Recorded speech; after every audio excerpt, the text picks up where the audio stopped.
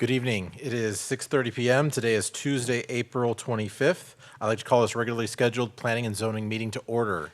May I have a roll call, please? Delory, Here. Mata, Onken. Here. Guerra, Here. Stiegel. Here. James, Here. Chase. Thank you. We have a quorum. Next, item number 3, minutes. 3A, Planning and Zoning Commission meeting minutes for April 11th, 2023, regular meeting. Would anyone like to make a motion? Yes, sir. I motion that we adopt the minutes as posted. Okay, thank you. Second. Thank you. It's been moved by Commissioner Delory, seconded by Commissioner James. Is there any discussion on that motion? All those in favor say aye. Aye. Aye. All opposed. Motion passes. Item number 4, citizen comments. At this time, if any members of the public would like to speak, we invite you up now. We ask that you limit your time to 3 minutes, that you state your name for the record, and that you fill out a citizen comments form. If you'd like to speak, you may come up now. Seeing none, I'll go ahead and close citizen comments. Citizen comments is now closed. Item number 5, consent agenda. We have consent agenda items A, B, and C. With a motion? Yes, sir. I move that we approve items 5A through 5C on the consent agenda. Thank you. It's been moved by Commissioner James to approve consent agenda items A through C. Is there a second for that motion? Second. It's been moved by Commissioner James, seconded by Commissioner Stiegel. Yes. I apologize, Commissioners. Will Atkinson, Director of Planning for the record. For item 5B, you need to provide the reason to approve the plat conditionally, so you're aware. And that reason is, the reason why we have it on there is because we need to strike the City Council and City Secretary's signature block on there. Okay, should we do it separately, or? Probably so. Okay, so, yes, well, let's go ahead and pull 5B. Do you want to amend your motion for A and C? Yes, I'll take an amended motion. for Thank A and you. C. Okay, do you second that? Yes. Okay, thank you. It's been motioned by Commissioner James, seconded by Commissioner Stiegel to approve consent agenda items A and C. Is there any discussion on that motion? All in favor say aye. Aye. All opposed. Motion passes. All right, consent agenda item 5B. You are asking for us to make a motion to approve it with the condition of, a correction of, To strike the City Secretary signature block and the City Council signature block. With a motion? yes, sir. I move that we approve item 5B conditionally, striking the signature block for the city secretary and the city Council. council. Thank you. It's been motioned by Commissioner James. Is there a second for that motion? Second. So seconded by Commissioner Stiegel. Is there any discussion on that motion? All those in favor say aye. Aye. Aye. All opposed. Motion passes. Next, item number 6, consider and possible action. 6A, the second of 2 public hearings by the Planning and Zoning Commission for the purpose of receiving testimony, comments, and written evidence from the public regarding a comprehensive plan amendment to amend approximately 26 acres of farm landscape to regional node for certain parcels south of the intersection of SH 21 and EFM 150. Amend approximately 3 acres to new settlement district from regional node and amend approximately 18.9 acres from new settlement district to regional node. The area outlined in the map includes 14.5 acres of existing regional node with a total approximate area of 60 acres. City of Kyle. There is a public hearing for this item. If anyone would like to come speak at the public hearing, you may come up now. Seeing none, I'll close the public hearing. Mr. Atkinson. All right, Will Atkinson, Director of Planning for the record. Thank you for reading off the fun agenda item there and how it was written. It was intentional. I wasn't just trying to give you a mouthful to talk about. So the reason why we have this comprehensive plan amendment before you is because we received council direction earlier this year following the zoning district request for neighborhood commercial down there at the intersection. As you may remember, It's actually shown right here in purple as NC on the screen. City Council had discussion on that item, and they gave staff direction to bring forward a comp plan amendment accordingly to expand the regional node here at this intersection. So the boundaries that we put together are actually amending it to, on the north side, match the existing retail services zoning, where there's going to be a significant amount of retail there, we believe. And on the south side, it was a combination to match approximate boundaries of parcels, plus there's also floodplain immediately to the south.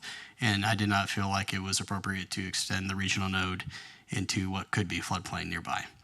So, and then the reason why it extends a little bit northwest is because that's approximately 1,500 linear feet, and that's what a regional node generally shows in the comp plan. So that's in a nutshell. As City Council requested this, staff does support it, and we ask that y'all support it as well. Thank you. Are there any questions for staff? I have a question. So, Bill, does the citizens' comments serve as time where the property owners can have a say in this rezoning? I don't know who the property owners are here, but do they have another forum other than citizen comments? So Commissioner DeLore, on a comprehensive plan, the state requires that we just put notice in the newspaper and on the city's website or in manner in City Hall. We don't, as it extends over a larger area than just on a per parcel basis, we are not required to send notification to the specific property owners. Right. And this is not a rezoning.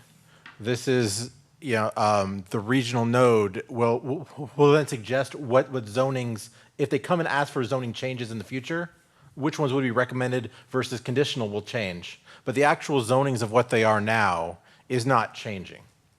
That's correct. Thank you. It just sets a foundation of what can happen. Okay, thank you. Are there any other questions for staff? Would anyone like to make a motion? With a motion, Yes, sir. I move that we approve item 6A. Thank you. It's been moved by Commissioner James to approve item 6A. Is there a second for that motion? I will go ahead and second that motion. It's been moved by Commissioner James, seconded by myself. Is there any discussion on that motion? I'll go ahead. I have to give credit to City Council. Sometimes it is not easy to, the City Council had this before them, time passed, and they decided not to do it at that time, but they have since reviewed it and decided that this does need to go through, and I do have to commend them for being willing to bring this back. I very much am supportive of this. There's not much of 21 that is in Kyle city limits, and that which we have in Kyle city limits should be a regional node, especially this area right here at that intersection. So I very much support this item, and I will yield the floor. Yes, sir. Yeah, and I will say that this goes back to the discussion that we had around the neighborhood commercial item in the past.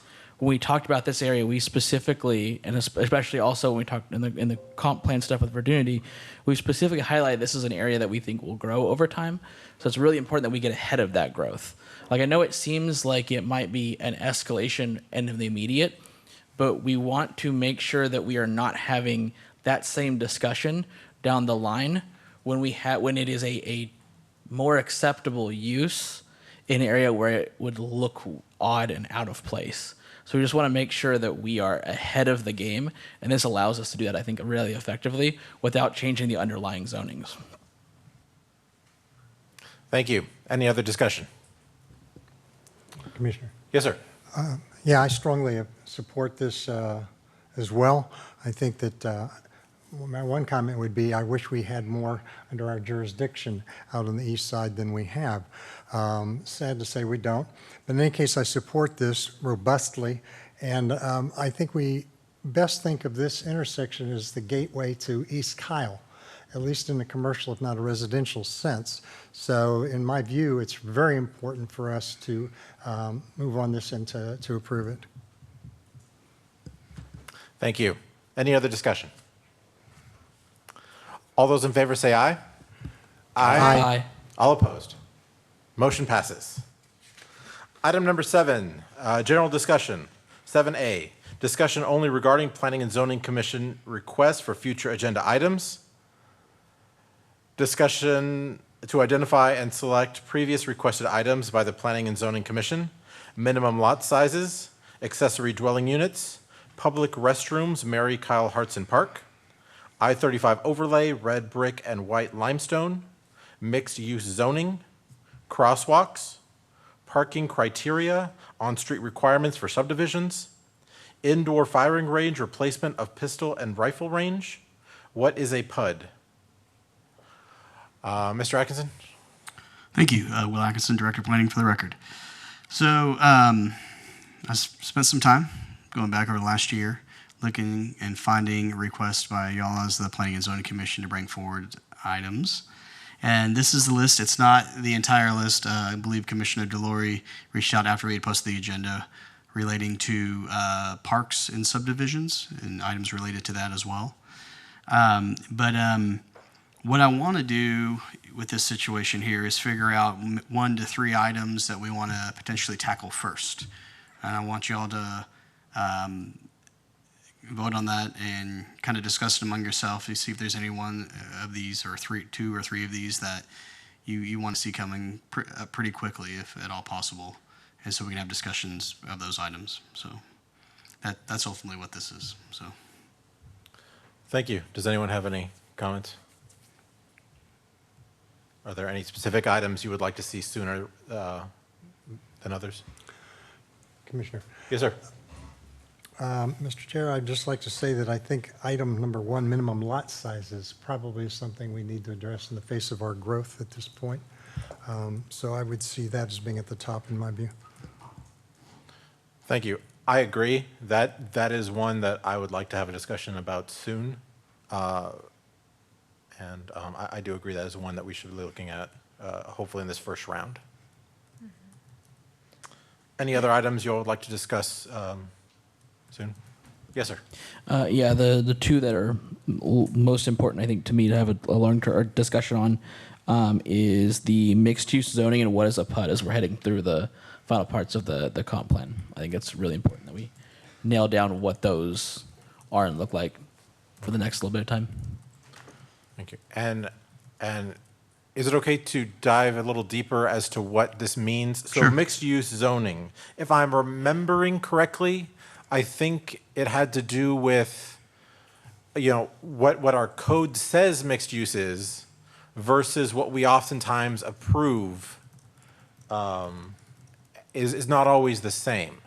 And is that what we're discussing? The fact that mixed use in the code being commercial, ground floor, residential above, or something different above, versus what we've been approving as of late. I think that's what the discussion was previously. So I don't want to speak for Commissioner Chase because he also brought this back up. I will say I think there was a difference between our expectation and reality on what we're getting out of our mixed-use developments. Part of that is the vertical versus horizontal mixed use. And again, I also don't want to speak for what Commissioner Chase had to say because I can't remember off the top of my head. Okay. But no, I agree. This is a good one to have a conversation about soon.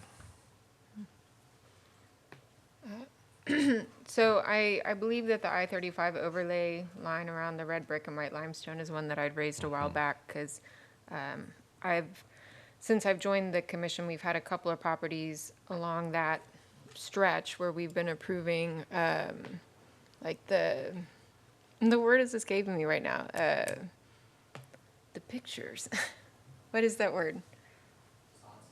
Facades. Okay, facades.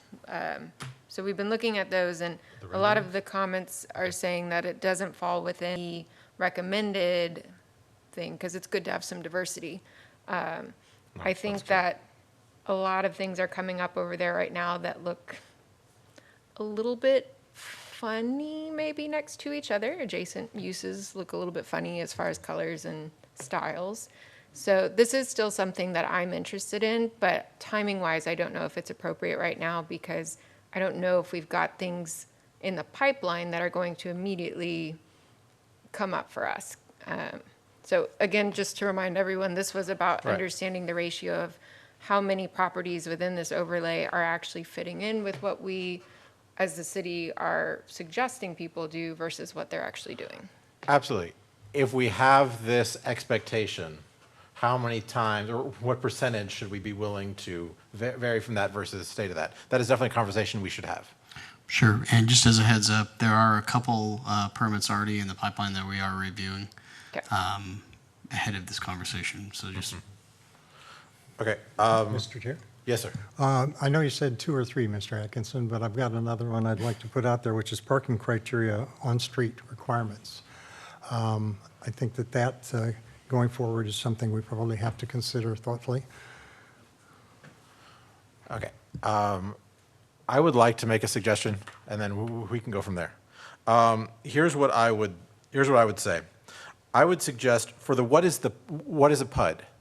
I would actually, we don't necessarily need a discussion item so much as I think it's something good for staff to help explain periodically to us and even council maybe sometimes, the different acronyms, PUD, PID, TERS, especially when it's come up, but even without, just a MUD, these kind of things, helping explain those to them. And so I think that clarification from time to time would be useful.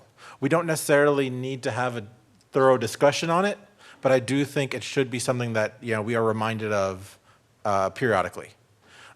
For what I would suggest for the 3 to speak of soon, the first round, I would say minimum lot sizes, I-35 overlay, mixed-use zoning. I think all 3 of those we should have discussions over soon. I would then suggest for the next round to include both parking criteria and the parks in subdivisions. I'm trying to go in things that we have talked about the most, conversations that come up the most often, and I just think the minimum lot sizes, I-35 overlay, and mixed-use zonings are the most timely. But if you all disagree, we can amend that before we make a motion or go forward. Mr. Chairman? Yes, sir. So I'd like a little time, it's Commissioner Delory for the record, regarding parks and recreational spaces and subdivisions and mixed-use areas. I think I'd like to defer that for a little while. I haven't had a chance to confer with the City Parks Director, and I've been reading through the Parks and Rec for the City of Kyle Master Plan from 2016, which recommends these things, but I don't know if that's 2016. So we have to see if that's still the will of the parks, and we want to coordinate with them. This shouldn't be done unilaterally, I don't think. So I'd be happy to defer that for another meeting. Yes, sir. Yep. Thank you. One question, I see crosswalks on the list. Could someone please refresh my memory? What was that about? I'm going to do my best. I found one reference in a recording, and I haven't. There was a couple of recordings that didn't quite make it due to our system. So it was for our previous commissioner, Snydow's, one of her requests. I think she wanted to see, I believe, or understand better when we require crosswalks and what intersections, or if there's opportunities to require the mid-block or certain design criteria where it's possibly safer for pedestrians and what have you. Something along those lines. Okay.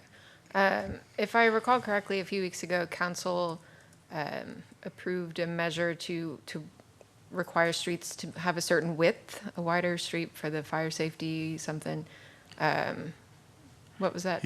It was, I need to go back and watch the recording, to be honest. It was a while ago, yeah. It was, the minimum fire code requirement for width is 24 feet unobstructed. Okay. So it's a little bit wider, if I remember, than what y'all would have preferred.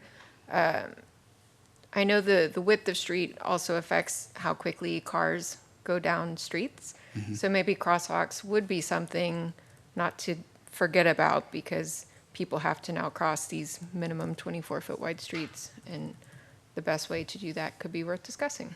it might be worth, if I may, incorporating both crosswalks and the parking criteria for on-street parking in the same conversation.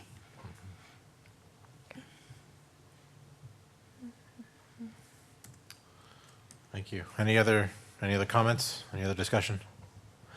Well, did you want a motion, or did you want for us just to give you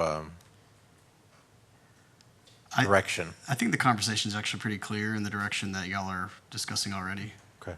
So I don't think I don't believe it warrants it. But. Commissioner James? Before we move on, you said something about a couple of the recordings not quite making it. Are there any cases in where the recordings of planning and zoning have not been uploaded to the website? There were some glitches in it, but we do have the minutes from a recording. It's just the video side of it. So. And we've resolved that in case we need to come back to any of these in the future. We can coordinate with IT. Okay. See if we can resolve those recordings. But at minimum, we do have the recordings from audio perspective, and then Debbie does draft the minutes as well for every meeting. So. Okay, and we're still meeting open records and open government with. Yes. Cool. So here's what I have so far. Yes, sir. For round one, minimum lot sizes, mixed use zoning, what our code says versus what we approve.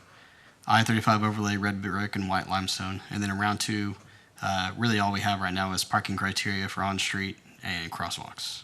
All right. It's the same discussion. Yeah. And then Commissioner I Dillard would wanted to. I would assume that round two would probably be enough time to plan that out. So I would go ahead and put that in it. But if it does need to get delayed, we always can. No, I think that's 2 meetings from now. That's plenty of time, so. Yeah, at least 2 meetings from now. At least 2 meetings. Could be more. Okay. Okay, good. We all agree? All right, thank you. All right, thank We you. will move on. Item number 8, staff report. 8A, staff report by William Atkinson, Director of Planning. All right, so we're going to have some potential code amendments and discussions coming up, as was just discussed. And then also May 22nd and May 23rd, which is a Monday and Tuesday night, we are going to have our third trip from Verdunity. It's actually a full day, both days for staff. And they're coming into town to discuss with staff, and then a joint workshop between y'all and City Council on the 23rd, the night of the 23rd, for 2 different types of growth scenarios that they're putting together. And so just be aware of that. That's going to be at the normal meeting time. But we're going to also have a couple of public outreach opportunities that Monday, one during the afternoon and one in the evening as well. So we're working on getting all those materials put together and all the fun with that. So what else we got? That's pretty much it, I think, for the time being. But we're going to start working on getting some details behind these discussion items that y'all just discussed. So. Thank you. All right, item number 9, adjournment. I would like to make a motion to adjourn. Second. Motion by myself, seconded by Commissioner James. All those in favor say aye. Aye. Aye. All opposed. We are adjourned.